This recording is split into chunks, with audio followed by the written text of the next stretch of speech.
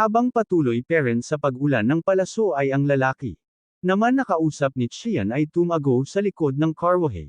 At habang nagtatago ito ay nakita niya si Chian at tinanong niya kung ano ang ginagawa niya at sabi pa nito kung hindi ka aalis dyan ay tatamaan ka ng mga palaso. Sabi naman ni Chian hindi ko hahayaan ang mga inosenteng kabayong ito na tamaan ng mga palaso at magkaroon ng mga butas sa katawan at pinatakbo niya na ang mga kabayo papaalis. Sabi pa ng lalaki na sa sitwasyon mo ngayon ikaw ang magkakaroon ng madaming butas sa katawan mo. Tugon naman ni Chian na kung yun ang nakatadhana sa kanya ay wala siyang magagawa at tumakbo ito patungo sa isa pang kabayo at agad niyang inalis ang tali sa kabayo at katulad ng nauna ay pinatakbo niya rin ito at si Chian naman ay tumingin sa itaas.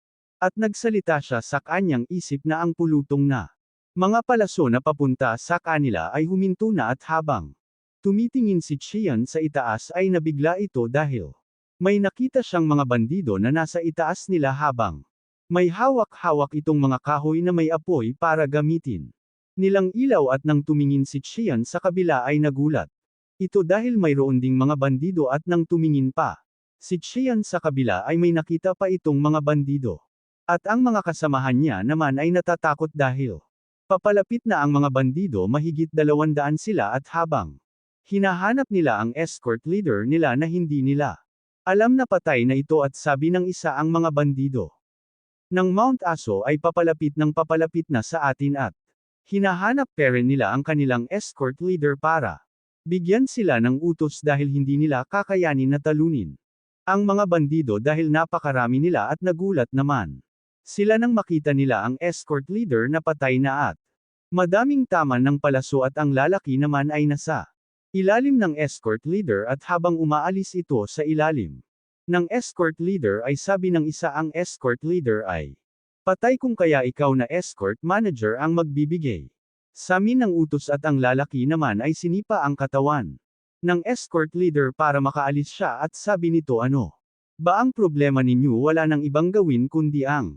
tumakbo. Ang mga kasamahan niya naman ay hindi sila makakita ng daanan para tumakas dahil ang mga bandido ay lumilitaw sa iba't ibang lugar. Utos naman ng lalaki na sunugin ang karwahe dahil ang habol ng bandido ay ang mga dala-dala nila kung kaya unti na lang ang lalapit sa kanila at sinimulan na nga nilang sunugin ang karwahe. At sabi pa nila ngayon na patay na ang escort leader. Kailangan nilang makasurvive dito at habang sinunog pa nila ang natitirang karwahe ay tinuro ng lalaki ang isang direksyo kung saan may nakikita siya na kakaunti lang ang nandoon. At habang papunta na sila sa tinuro ng lalaki na dadaanan nila ay may nang salita na kung pupunta sila doon ay mamatay sila agad. Naman nilang Neil Ingon ang nagsalita at makikita natin si Chian habang kasama niya ang iba. Sabi naman ni Chian na hindi sila makatakas kung makakatakas man sila ay mamatay pa rin sila nang hindi pa nakakalayo sa mga bandido. At tinanong naman ng lalaki na ano ang gagawin. Maghihintay na lang dito at mamatay. Sinagot naman ito ni Chian na kung luluhod lang sila sa kanila at magmamaka awa ay may tiyansa na mabuhay pa sila. Sabi naman ng lalaki baliw ka ba? Hindi ka naman ata nagiging seryoso. Ngayon paano naman tayo bibigyan ng mga bandidong yan ng awa? At sabi ni Chian na umalis sila kung gusto nyo. Ako at ang mga kasama ko ay mananatili dito at magmamaka awa para sa buhay namin. Habang sinasabi naman ito ni Chian ay hinawakan siya ng isa niyang kasamahan dahil gusto daw din nilang umalis. At sabi naman ni Chian, ngunit kayo ay hindi marunong lumaban at sumigaw na ang lalaki. At sinabi nito na aalis na sila at wala silang pakialam kung sasama sila Chian o mananatili para mamatay. Sabi naman ni Chian sa kanyang isip na sinabi ko na sa kanila ang kailangan kong sabihin ngunit hindi nila iniintindi ang mga sinasabi ko. Sinabi naman ni Chian sa kanyang mga kasamahan na apolahin ang apoy sa mga karwahe lalo na ang pangatlo. Sabi naman ng isa na di ba ang pangatlong karwahe ay nasa loob?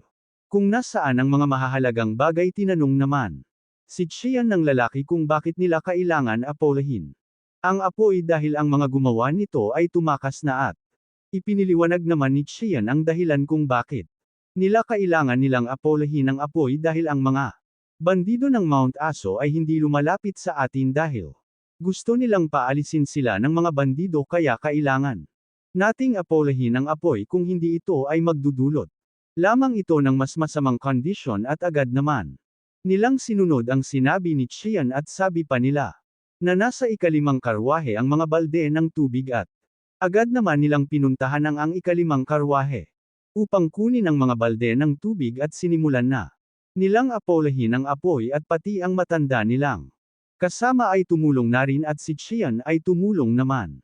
Habang inaapola nila ang apoy may napansin naman at si Qian ay may napansin at nagulat ito sa kanyang nasaksihan. Napansin naman ito ng dalawa at nagulat din sila sa kanilang nakita at makikita natin ang isang grupo ng mga bandido habang naglalakad ang mga ito papalapit sa kanila at habang at si Qian naman ay tinitiganan lang ito at tinanong naman ng isang lalaki kung ano ang ginagawa nila. Sabi naman ni Qian, nakita niyo naman na inaapola namin ang apoy. Sabi pa ng bandido na ang mga tao na dahilan ng ito ay tumakbo na papaalis habang kayo naman ay nanatili at inapola ang apoy.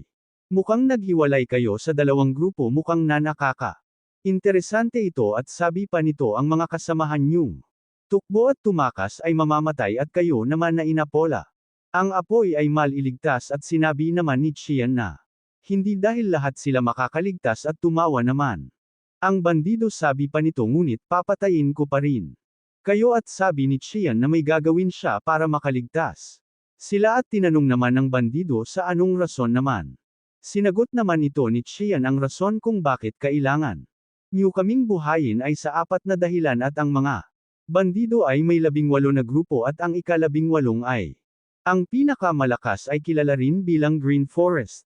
At ang leader ng mga bandido ng Green Forest ang namumuno dito kung saan mas mapanganib sila at malakas kahit na ipagsama pa ang natitirang 17 grupo ay wala silang magagawa sa Green Forest. Ang lugar na iyon ay ang Mount Aso at sa base ng mga bandido ay makikita natin ang mga bandido na nag-iiho ng kanilang kakainin.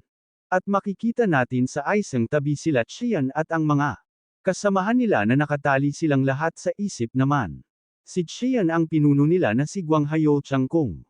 Totoo nga ang mga usap-usapan ay totoo ay mamatay kaming lahat ng kasama ko. Iniisip ko kung makakaligtas kami sa kanya at ang mga bandido naman ay nagsalita na nandito na ang pinuno. Lumingon naman ang mga bandido sa direksyon kung nasaan ang kanilang pinuno at habang nagulat naman si Qian nang makita niya ang pinuno ng mga bandido kung saan may 3 itong sandata sa kanyang likod at sabi ni Qian sa kanyang isip na may kakaunyi na lamang kami na pag-asa mula sa kanyang nakaraan.